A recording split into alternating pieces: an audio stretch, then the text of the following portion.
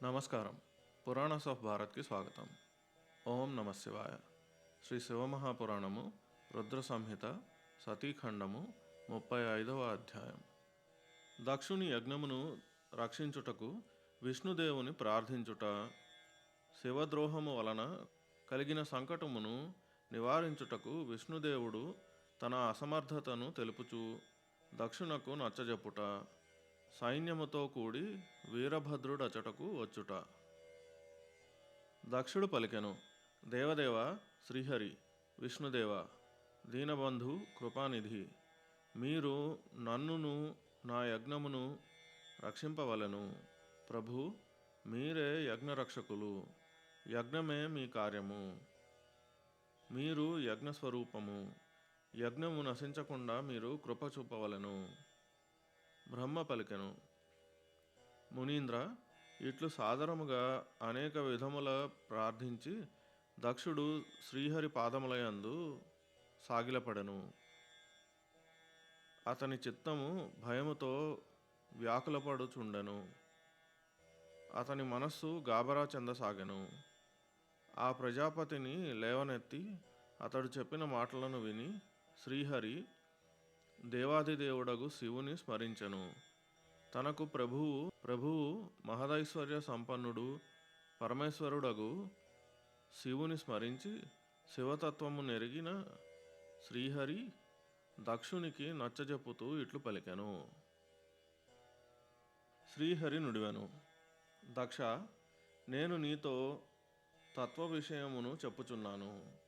నీవు నేను నుడివిన దానిని శ్రద్ధతో వినుము. నా ఈ వచనములు నీకు హితకరములు, మహామంత్రములు, సుఖప్రదములగును. దక్ష, నీకు తత్వజ్ఞానము లేదు కనుక నీవు సమస్తమునకు అధిపతియును పరమాత్మయును అగు శంకరుని అవహేళన చేసితివి. ఈశ్వరుని అవమానించుట వలన సకల కార్యములు సర్వదా నిష్ఫలమగును. కేవలము ఇంతే కాదు, అడుగడుగున ఆపదలు సంభవించును. పూజ్యులు గాని వారిని పూజించుట వలన పూజ్యులైన పురుషుల పూజ జరగదు. అచట దారిద్ర్యము, మృత్యువు, భయము, ఈ 3 సంకటములు అవశ్యము ప్రాప్తించును. సకల ప్రయత్నములతో నీవు వృషభధ్వజుని ఆరాధించవలెను. మహేశ్వరుని అవమానించుట వలననే నీకు ఈ గొప్ప భయము సంభవించినది. మేమందరము ప్రభువులమై ఉండి కూడా నేడు నీ దుర్నీతి వలన సంకటము పాలైతిమి. దానిని ఆపుటకు మేము సమర్థులము కాము. నేను నీకు సత్యమునే వక్కాణించుచున్నాను. బ్రహ్మ పలికెను, నారద, భగవంతుడగు విష్ణుదేవుని వచనములను విని దక్షుడు చింతాక్రాంతుడయ్యను. అతని ముఖము వెలవెలబోచుండెను. అతడు నిశ్శబ్దముగా భూమి మీద నిలబడిపోయెను.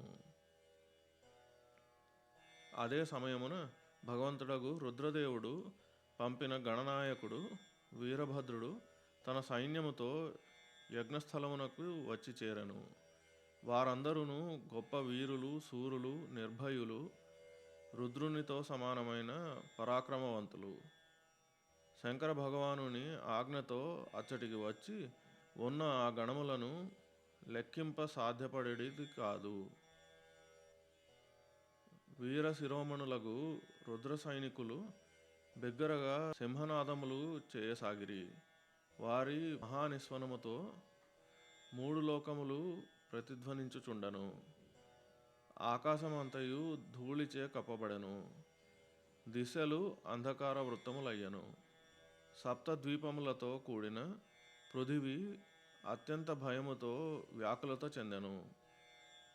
పర్వతములు, వనములు, కాననములు కంపింపసాగెను.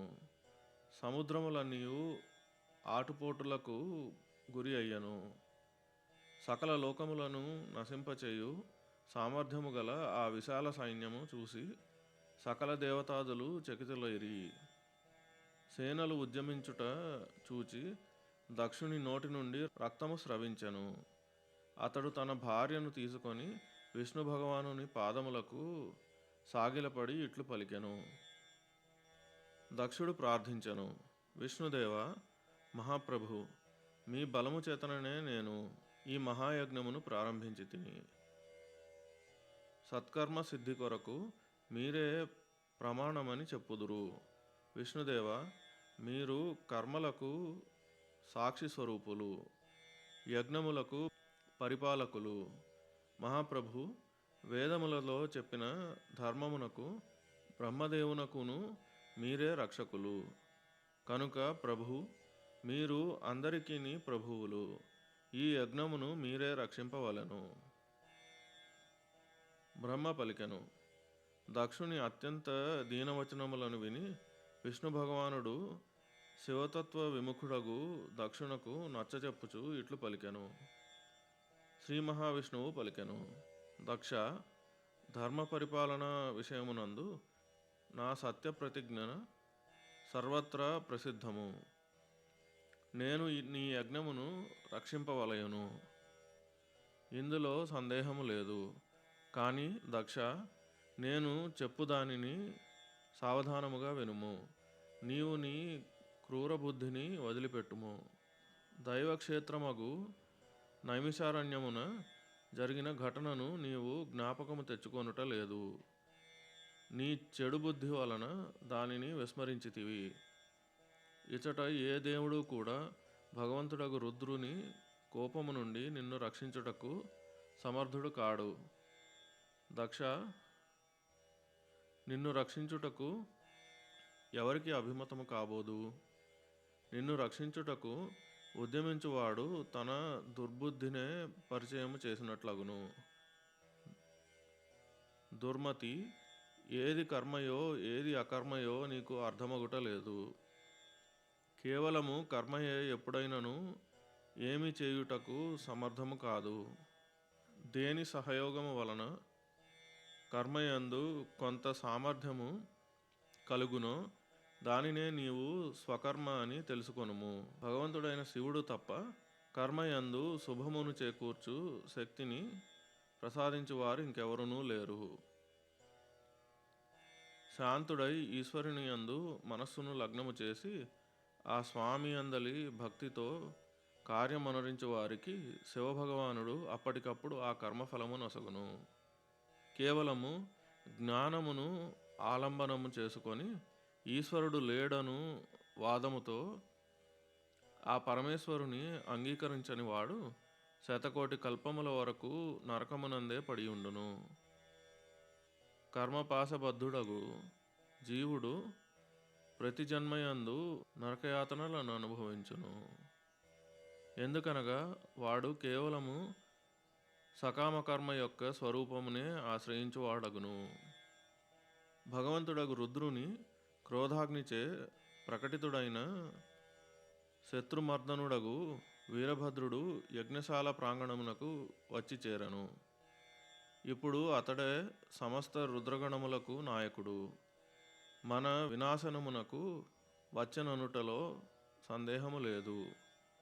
వాస్తవమునకు ఏ కార్యక్రమముతోనైనను ఇతనికి ఏ అవసరము లేనే లేదు. వీరభద్రుడు గొప్ప సామర్థ్యము గలవాడు. సకల దేవతలను దహించియే శాంతించును. ఇందులో సందేహము లేదు.